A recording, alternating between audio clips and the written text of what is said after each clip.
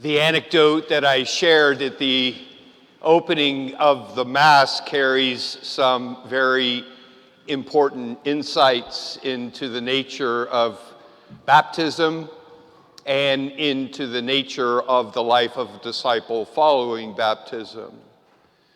The essential questions that it raises are, as we make our way through our daily lives, and even going even deeper into our very concept of ourselves and who I am and what my life is all about and what's important to me today, how deeply rooted is it in our understanding of two very basic statements?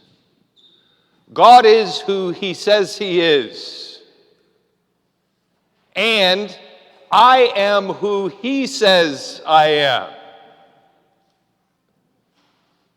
And how often are we making decisions about, well, here's what I'm going to do today.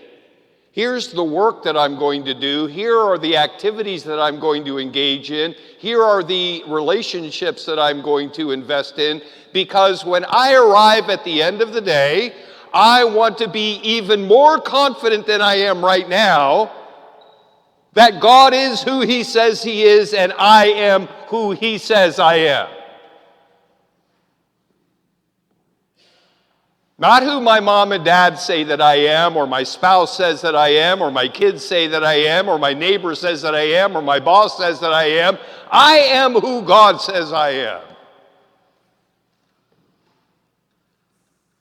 This is a particularly fruitful time of year to bring those questions to mind, because we all love to make New Year's resolutions. And here's what's going to make next year different. Here's what's going to make next year better. Here's what's going to increase my hope. My confidence that not only is this going to be a great year, but this is why investing my time, my energy, my attention, and my passion into things that I did not do last year or even yesterday,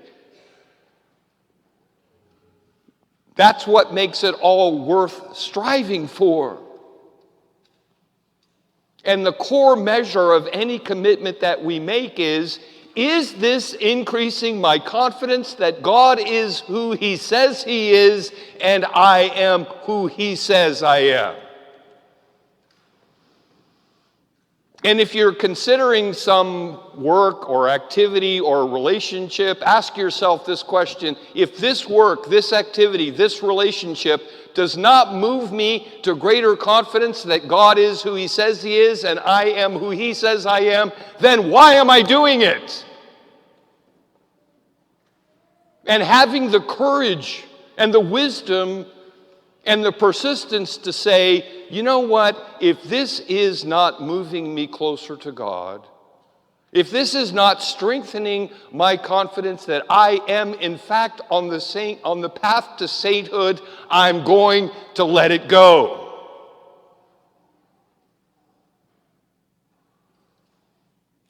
And the fact that we celebrate Mary as the Holy Mother, not only of God, but as the beautiful hymn that Matt has chosen for us this year, the Mother of Me.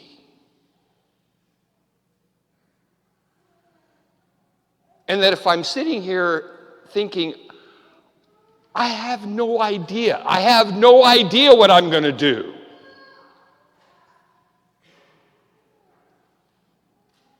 that we have recourse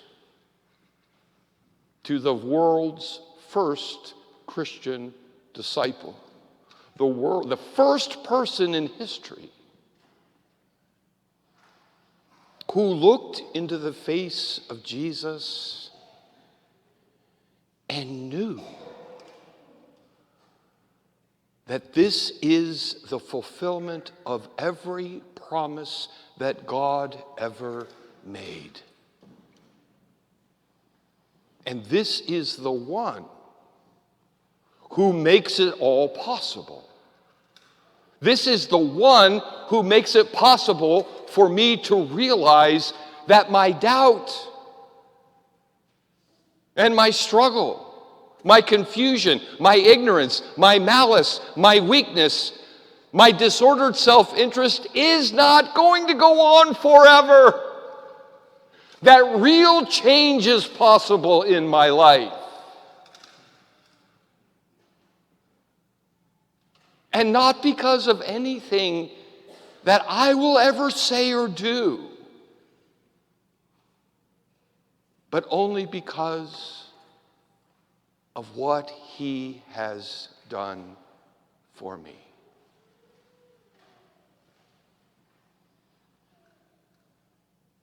And so,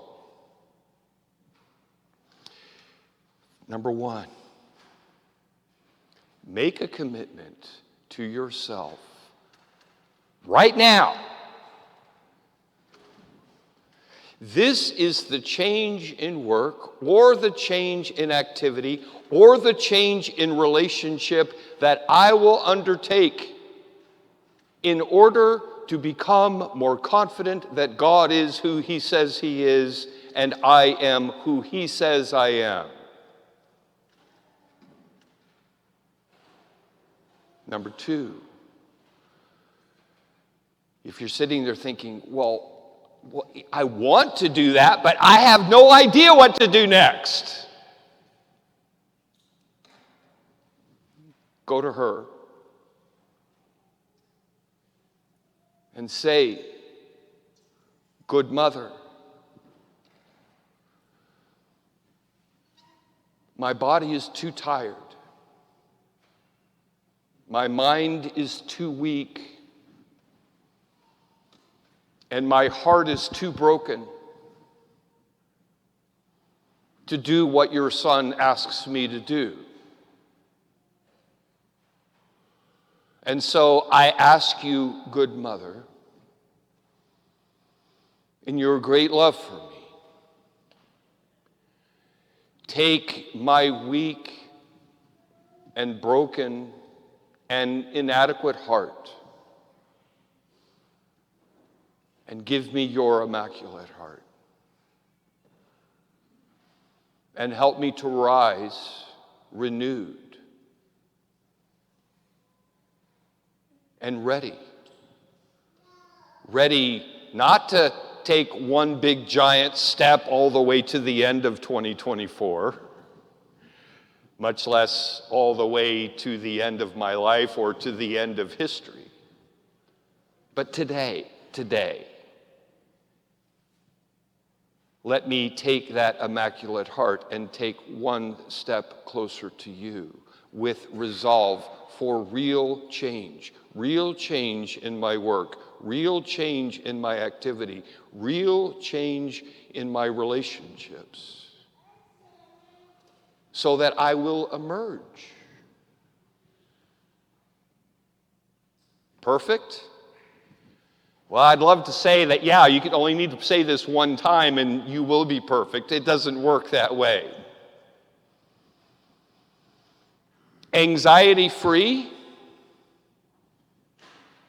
No. In fact, think of what Simeon said to Mary herself at the presentation. A sword will pierce your heart. And so it is not a guarantee that your life will be anxiety-free. So stop making ridding your life of all anxiety the goal.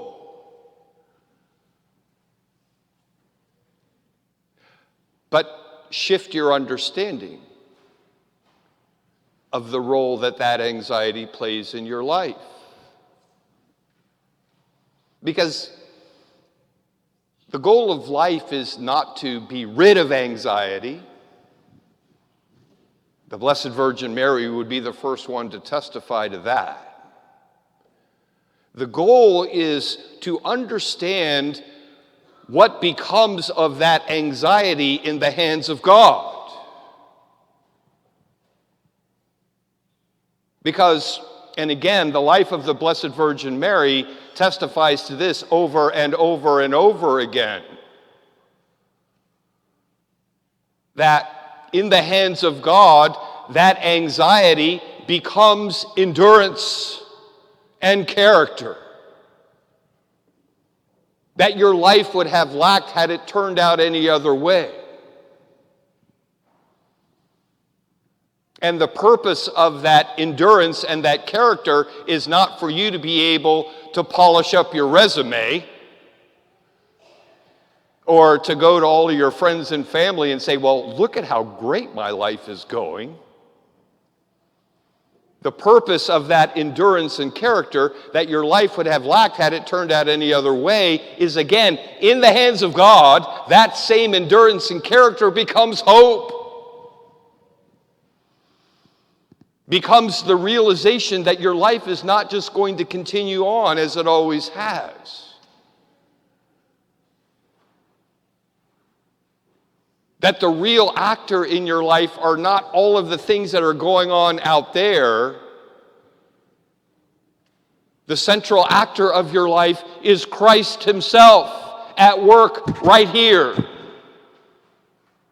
And that when you allow him to be that central actor in your life will change.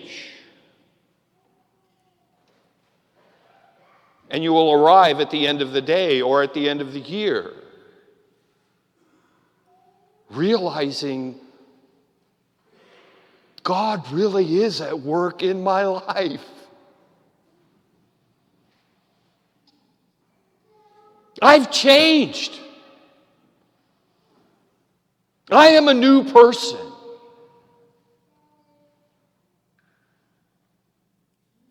And again, not because of anything that I ever said or did, but because of what Christ has already won for me. And that's why when we gather again on January 1st, 2025,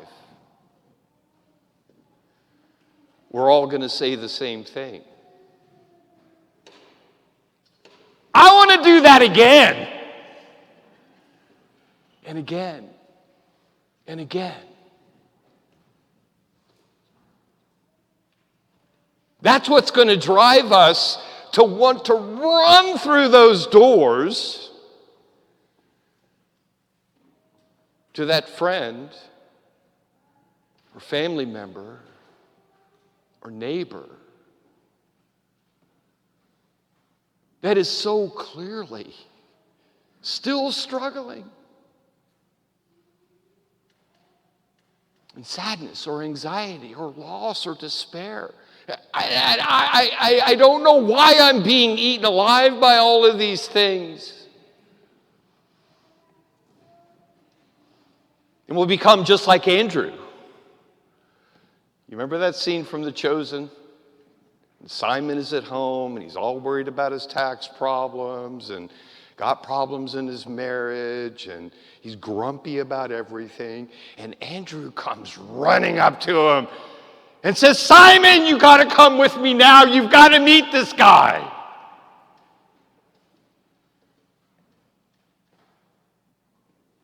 That's you. That's you in the life of someone that you love. You got to come with me. You got to come with me and meet this guy. And know every step of the way,